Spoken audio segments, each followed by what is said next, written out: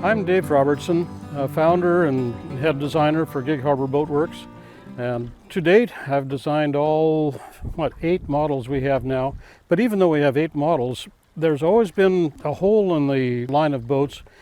Over the years, we've received a lot of requests from people for a tandem sliding seat boat that sails like the dickens, that carries a lot, that's fast and forgiving, with sort of a voyaging angle to it, so they can take it on long trips, the R2AK, 7048 races. We sat down and started talking about it, and Falk, being more adventurous than I am currently, decided that he could take on the project, and I'd say he did a fine job of it. And he can tell you more about it than I can because it's his baby, so I'm going to turn it over to Falk. Well, thank you, Dave, for the nice intro. As Dave said, this is my baby. People have been asking for a real expedition boat for years. One of the big priorities for us is we wanted a boat not only that could sail well, that could row well, but also carry more than a little gear, would stay dry, and that people could sleep aboard. I mean, the number of times I've been asked, do you have a boat that we can sleep on board of? So that was really the big impetus for us to really start this design, and that really pushed a lot of the choices that we made. What I really tried to do in designing the Voyager is I was trying to take the best features from some of our other boats. We have a great rowboat, we have a great sailboat, we have a great camping boat. I wanted to take all of those features and try and incorporate them into one design. We took the lug rig, which we've played with on the melon seed and on the scamp, which we find is a fantastic sail.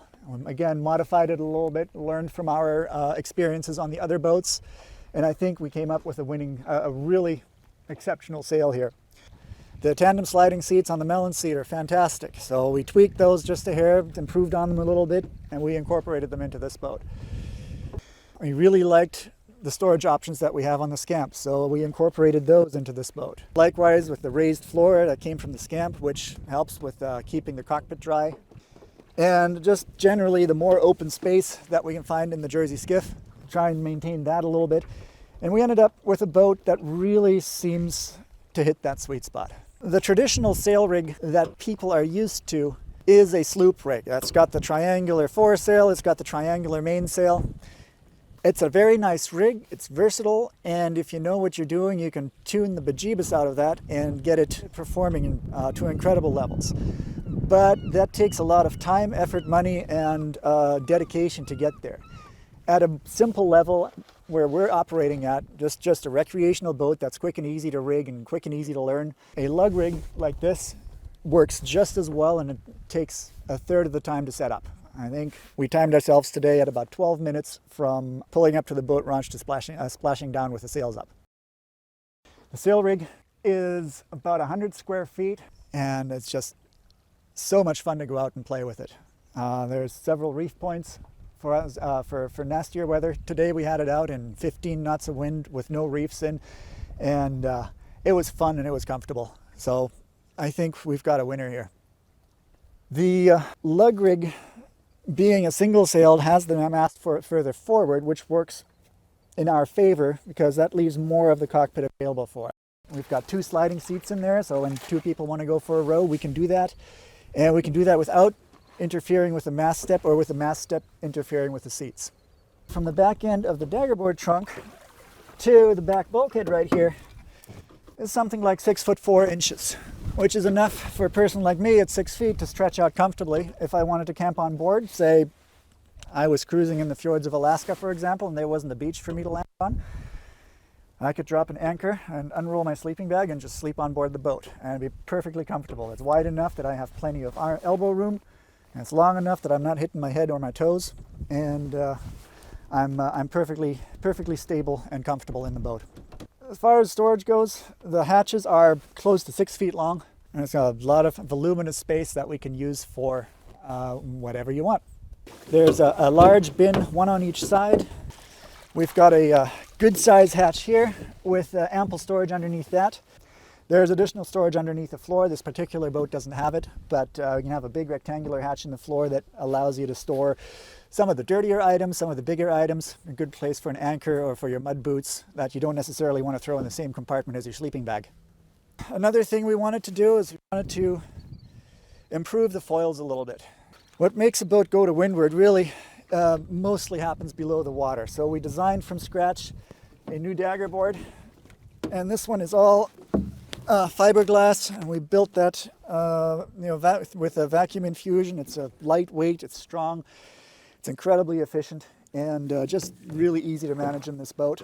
As in our other skiffs, the Melon Seed and the Jersey skiff, this is a shoal draft boat. So with the dagger board up, it will just pull right up on the beach. It will land flat and just sit on its own bottom. No need to worry about the rudder or a keel or anything of the sort. The underside of this one is protected by the stainless steel strip, and you can see it shining in the sunlight right here. Another nice thing on this design is because of the way the deck is integrated with the seats, it gives a lot of flotation on the side of the boat, and capsize recovery is an absolute snap.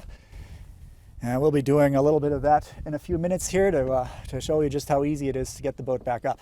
We have significant flotation in the mast and in the yards, which are completely sealed and provide great buoyancy and make sure that the boat never turns turtle.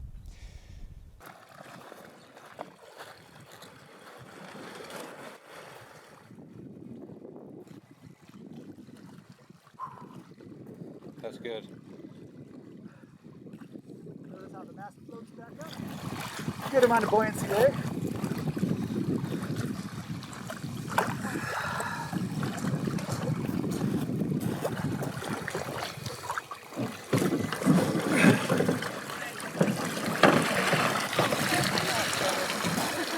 No problemo.